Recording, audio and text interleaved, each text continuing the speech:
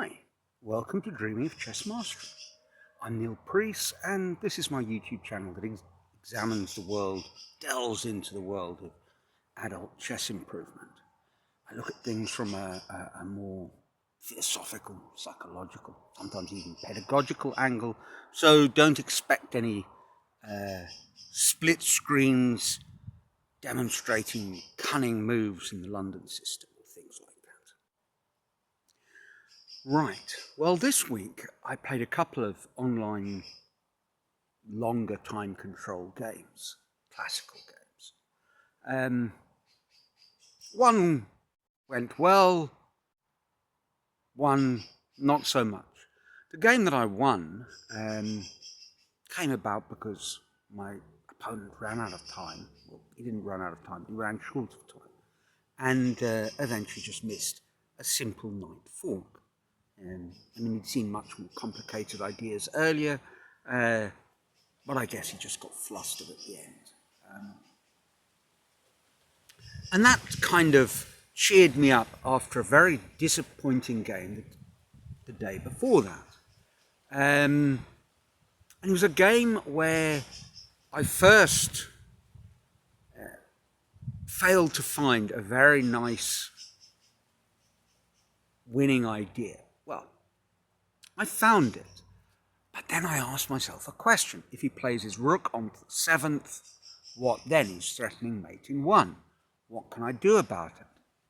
And I looked at the basic idea, which was a queen check, but I realized that with the queen check that I had in mind, well, he just runs away and that's that. But actually, the rook moving to 7th rank, threatening mate, had made available a second queen check, this time on the back rank, and that would have led to a winning position. Not an easily winning position, but a winning position nonetheless. Anyway, I missed that, and I played a slightly different sequence, and a few moves later, he played a bishop, bishop g4. My queen was on d7, and he was threatening to play, once again, his rook onto 7th rank, this time rook d7. Very nasty move. So I defended against it, and missed that there was a secondary alternative, which was a bishop check on e6. And now, if my queen captured the bishop, his rook invades the back rank, and I'm checkmated. A very simple tactic.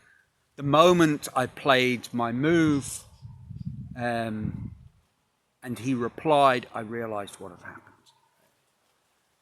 It was very sad, and there was not much to be done, and the game.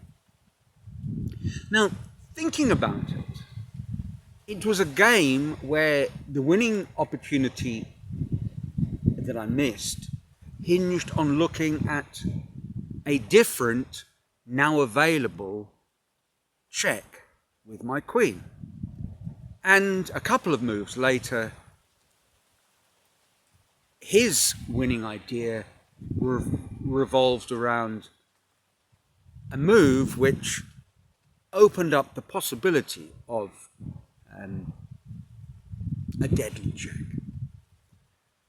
So there we are. There's a lot to be said for the somewhat maligned, in some quarters, advice to always consider checks, captures, threats as a sort of priority of forcing moves. Ramesh says checks, captures, threats, and pawn breaks. And the criticism of this as a sort of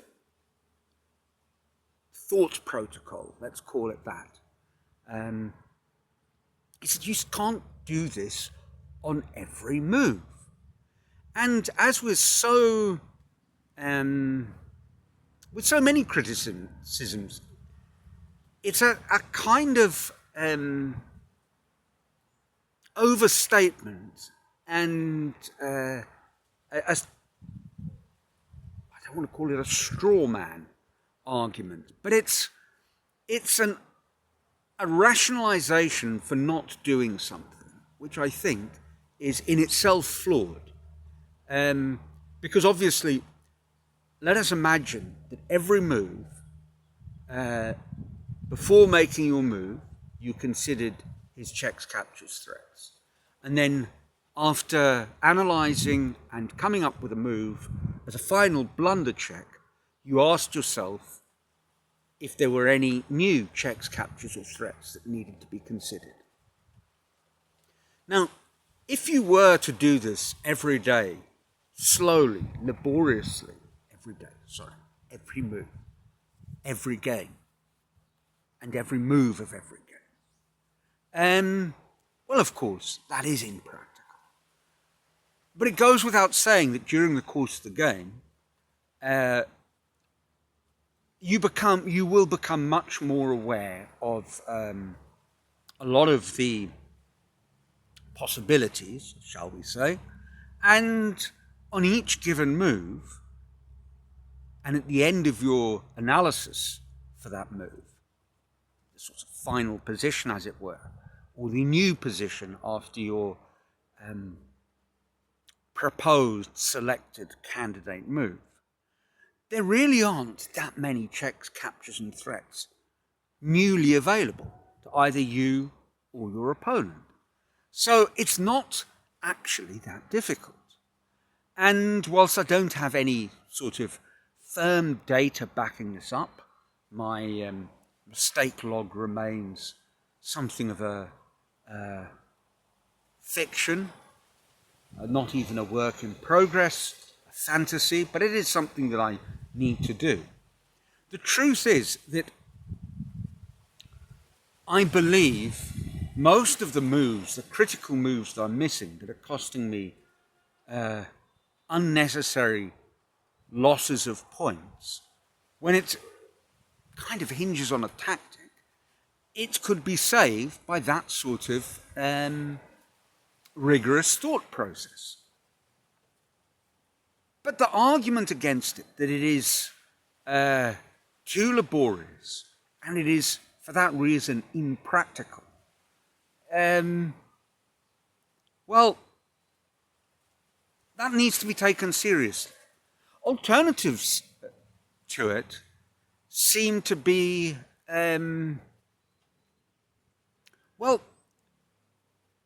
they're useful in as much as they provide maybe closer pointers as to what tactics are available. For example, looking at loose pieces. But surely the same argument would remain, that if you are continually looking for new loose pieces, it's really just as laborious as continually looking for new checks that have become available.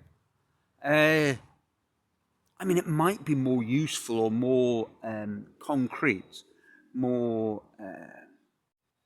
precise in analysing what potential tactics are available.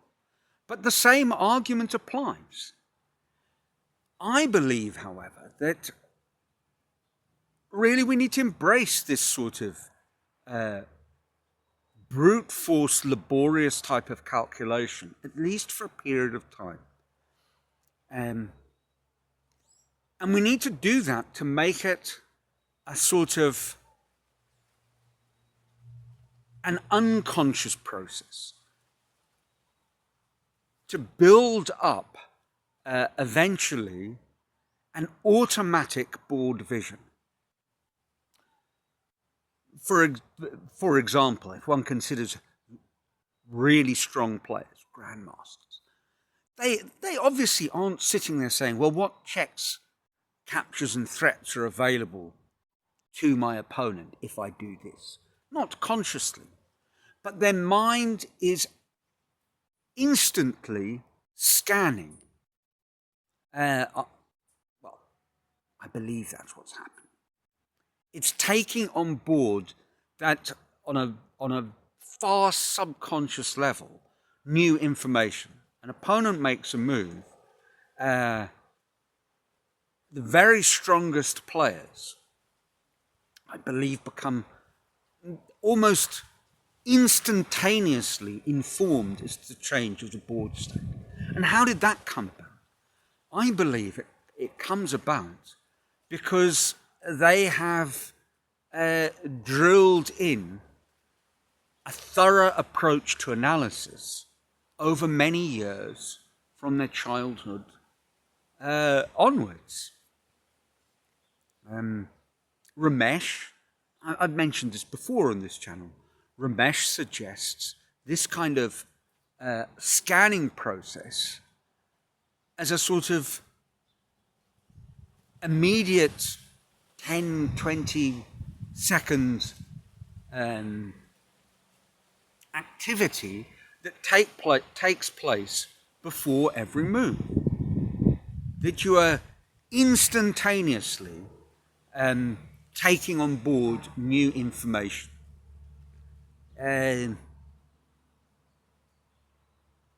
When we watch blitz games of the very best, the super grandmasters, it is all being done incredibly intuitively. The calculation is probably extremely shallow for the most part. Maybe on the occasional move, deeper calculation is carried out. Certainly this is the case if Hikaru Nakamura is to be believed. He suggests this. But that intuition doesn't mean that the players are not becoming aware on a sort of lower thought level, subconscious level, of changes in the board state on every move. I believe they are.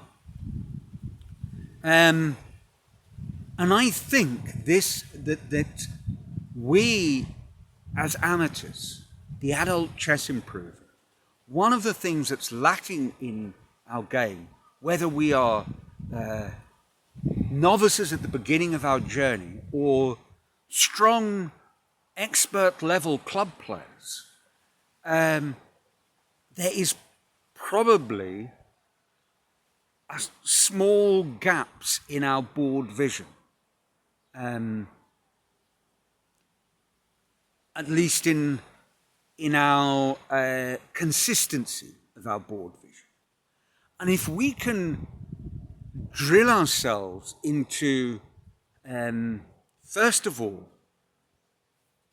taking on board those changes just after our opponent has made his move, and considering what new possibilities open up as part of our blunder check, I think we'll avoid a lot of unnecessarily dropped points. So there we are. That's it for this week. Let me know what you think in the comments below. Does this make sense? Am I wildly off the mark? Or are there perhaps interesting improvements to my sort of proposal that you would like to add? I'd love to hear. Otherwise, I trust you're enjoying your chess, your lives are filled with joy. Until the next video from sunny Brazil.